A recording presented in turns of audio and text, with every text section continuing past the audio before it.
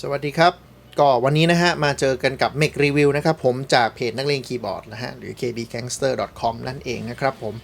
วันนี้ก็จะมารีวิวนะฮะ Mechanical Keyboard Limited Edition นะครับจากแบรนด์ Kailh นะฮะหรือไขหัวนั่นเองนะครับเป็นแบรนด์สวิตช์ที่หลายคนได้ยินอาจจะรู้สึกขยงเล็กน้อยนะฮะจากประวัติที่เกิดขึ้นบ้านเราแต่ว่า Kailh มาวันนี้เนี่ยเปลี่ยนไปค่อนข้างเยอะนะฮะก็ตัวเองก็มีสวิตช์ใหม่มานะครับผมซึ่งเรียกว่า Box Switch หรือ Switch กล่องนั่นเองนะฮะซึ่งตัวนี้ก็เป็น Limited Edition ที่ทำออกมา 1,000 ตัวนะฮะเป็นล็อตเดียวจบแล้วก็เป็นที่ระลึกของตัว Box Switch เทคโนโลยีใหม่จาก Kailh นั่นเองนะฮะตัวนี้ผมก็เลยสั่งมาจาก Kailh โดยตรงเลยเพื่อมาสะสมดูเพราะว่าผมว่าก็น่าสนใจเหมือนกันนะครับผมถือว่าเป็นส่วนหนึ่งของเรียกว่าสัญลักษณ์ Box Switch อย่างแท้จริงแล้วกันเดี๋ยวเราไปดูกันว่ามันมีอะไรบ้างนะฮะตัว layout นะฮะก็มาเป็น full size 104 ปุ่มมาตรฐานนะครับผมมาพร้อมกับ keycap PBT double shot แต่ไฟไม่รอดนะครับตัวนี้เป็น double shot ที่บ้านเราเรียกว่าแคปขนมชั้นนะฮะเป็น2ชั้นเป็นเอกลักษณ์ที่สวยงามเลยทีเดียวแล้วก็สักแป๊บหนึ่งเนี่ยในตลาดเมืองจีนก็มีขนมชั้นมาหลายสีเลยทีเดียวนะฮะตัวนี้ก็เป็นหนึ่งในที่ใช้เทคนิคนั้นนะครับผมจุดเด่นก็คืออะไรนี่มีสกรีน Box Switch Inside มาเลยนะครับผมซึ่งผมว่าส่วนตัวมันอยู่ตรงนี้แล้วมันไม่ค่อยสวยอะ่ะมันยิงมาแล้วมันแออัดน่าเกลียดมากแทนที่จะมายิงไว้ตรงมุมหรือดีไซน์ให้ดีกว่านี้นะฮะสไตล์จีนเขาละแล้วก็มาพร้อมกับซีเรียลนะฮะของผมตัว579นะครับมี 1,000 ตัวนะครับแทนที่จะสลักตัวเลขมาเล็กๆก็ดันสลักมาเป็นนี่เลย Serial Code นะครับอย่างกับดูโปรโตไทป์เดโมเลยไม่เหมือนของขายจริงนะครับผมมาดูข้างล่างกันนิดนึงนี่ขาตั้งนะฮะเป็นแบบปรับได้2ระดับนะฮะมีขาเล็กขาใหญ่ก็Kailhได้จ้าง Hex Gear นะฮะเป็นผู้ผลิต Mechanical Keyboard เจ้าหนึ่งที่บ้านเราจะไม่ค่อยรู้จักนะฮะผลิตให้แต่ Hex Gear นี่รู้สึกจะมีขายที่จีนหรือว่าเกาหลีไต้หวันอะไรอย่างงี้ด้วยมั้งนะครับตัวนี้แม้ว่าจะผลิตโดย Hex Gear แต่ไม่ใช่แบรนด์ Hex Gear นะฮะจะเขียนว่า Design by Kailh เป็น Commemorative Keyboard หรือคีย์บอร์ดที่ลึกนะครับดูตัวคีย์บอร์ดกันบ้างนะฮะตัวมุมลายเส้นจะคล้ายๆ M650 ของ Steel Series ผมเคยได้ยินเนาะเป็นโค้งนะฮะขอบโค้งแล้วข้างบนเป็นโลหะอลูมิเนียมนะฮะขอบเป็นพลาสติกโปร่งแสงที่เดี๋ยวพอเสียบปลั๊กขึ้นมาก็จะมีไฟรอดมาให้ดูกันนะครับสวิตช์นี่แหละฮะคือจุดเด่นที่ผมว่าน่าสนใจคือใช้สวิตช์บ็อกซ์สวิตช์สีขาวฮะเป็นความคลิกกี้เหมือนBlue Switch นะฮะเหมือน Blue Switch แต่ว่าเนี่ยฮะเป็นคลิกกี้ที่ใช้ระบบคลิกบาร์นะครับผมซึ่งคลิกบาร์เนี่ยมันจะเหมือนกับเป็นตัวต้านแล้วมีเสียงคลิกไม่ได้เป็นตัว housing เหมือน MX Blue ที่ดีดขึ้นดีดลงแล้วนะครับผมเลยทำให้มีความแน่นเพิ่มขึ้นพอสมควรนะฮะ feeling ก็ไม่ค่อยเหมือนซะทีเดียวแม้ว่าจะเป็นคลิกกี้เหมือนกันนะครับผมเนี่ยเดี๋ยวผมให้ดูนะมีโลโก้ Kailh สลักอยู่นะครับ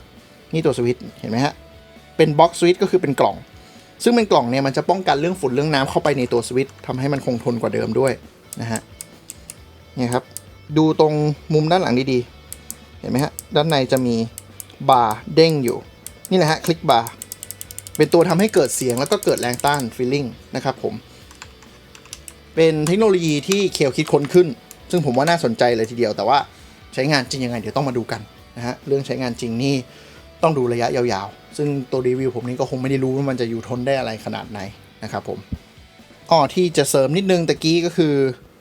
สาย USB เป็นแบบถอดไม่ได้นะฮะความยาว 1.8 เมตรค่อนข้างยาวเลยทีเดียวนะครับผมแต่ไม่มีอะไรเป็นพิเศษนะฮะที่น่าเสียดายก็คือมันไม่มีระบบจัดการสายมาให้ออกจากด้านล่างออกไปด้านหลังตรงๆอย่างเดียวนะครับผมโอเคหลังจากผมเสียบเข้าไปในคอมนะฮะไฟก็ติดขึ้นมาเจ้าตัวนี้นะฮะจุดเด่นของไฟของมันคือเป็นไฟแบบขอบฮะจะบอกว่า underglow ก็ไม่ใช่เพราะมันออกจากขอบนะครับผมเนี่ยฮะเป็นไฟ RGB นะครับผมส่วนไฟตรงใต้แป้นนะฮะเป็นสีขาวธรรมดาซึ่งแคปตัวนี้ไฟไม่รอดก็จะเห็นเป็นไฟดวงๆขาวๆอยู่ด้านหลังนะครับผมซึ่งเราปรับโหมดไฟเนี่ยก็ปรับจากกด FN แล้วก็กดเนี่ยถ้ากดอันที่เป็นรูปตัว K เนี่ยจะดูยากนิดนึงฮะตัว K เนี่ยมันก็จะเป็นปรับโหมดไฟของตัวข้างบนนะครับผมซึ่งก็มีหลายโหมดกดแล้วติดโหมดอะไรเงี้ยทั่วๆไปนะฮะแต่เป็นฟีเจอร์ไฟขาวเป็นหลักนะครับผมส่วนด้านข้างเนี่ยต้องกดอันที่มันเป็นตัว S นะฮะอย่างนี้เนี่ยตัวนี้เปลี่ยนสีเห็นไหมฮะตัวนี้เปลี่ยนโหมดนะครับแต่ผมคงไม่ได้เขาเรียกว่าอะไรอธิบายโหมดไฟทั้งหมดนะผมเสียเวลาแต่ให้เห็นคือหลักๆคือเทรนด์คีย์บอร์ดจากจีนเนี่ยฮะก็เริ่มไปเล่น RGB ตัวขอบและตัว Underglow ตัวข้างๆเริ่มอะไรแล้วอย่างที่ผมดูแคตตาล็อกคีย์บอร์ดจีนปีหน้าเนี่ยไฟข้างๆจัดเต็มเลยฮะนอกจากจัดตรงกลางแล้วนะจัดมาเป็นนี่เล่นไฟได้กี่ระดับอะไรเงี้ยน่าจะเป็นเทรนด์ของปีหน้านะครับผมซึ่งเคลก็ได้ออกแบบโดยการที่มองถึงตรงนี้ไปนะครับผมก็โดยรวมเนี่ยเป็นคีย์บอร์ดที่ผมว่าน่าสนใจตรงที่ถ้าใครเป็นชอบอยู่ในวงการ Mechanical Keyboard อยากได้มาสะสมนะฮะมองว่าเป็นของที่ระลึกที่ผลิต Box Switch ออกมาอะไรเงี้ยโดยราคาไม่แพงอยู่ที่79เหรียญยังไม่รวมค่าส่งอะไรอย่างนี้นะผมก็ซื้อตัวนี้มาเก็บสะสมมองว่าเป็นส่วนหนึ่งของเทคโนโลยีอะไรอย่างนี้มากกว่าแต่ถ้ามองว่าฉันอยากลอง Box Switch อยากใช้ Box Switch อย่างเงี้ยผมว่าเดี๋ยวคีย์บอร์ดจีนปีหน้านะมันมากันเต็ม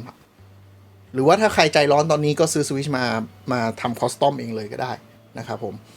ซึ่งเดี๋ยวคีย์บอร์ดจีนมันมาผมเห็นแคตตาล็อกอะไรอย่าง Moto Speed เนี่ยน่าจะมี Box Switch ไว้เปิดตัวเร็วๆนี้เปิดตัวแล้วด้วยมั้งแต่ว่าอาจจะยังไม่เริ่มขายนะครับผมราคาไม่น่าจะแพงBox Switch อาจจะแพงกว่าเดิมหน่อยนึงเพราะว่าตัวโครงสร้างมันไม่เหมือนเดิมนะครับแต่ว่าก็คงมีให้เห็นกันเรื่อยๆนะฮะส่วนตัวนี้ผมก็ซื้อมาสะสมนะครับผมเป็นส่วนหนึ่งเท่านั้นเองแล้วก็มารีวิวเห็นกันว่าBox Switch เนี่ยมันแตกต่างกับปกติยังไงนะครับโอเคยังไงก็ถ้าชื่นชอบผลงานนะฮะอย่าลืมอ่านบทความตัวเต็ม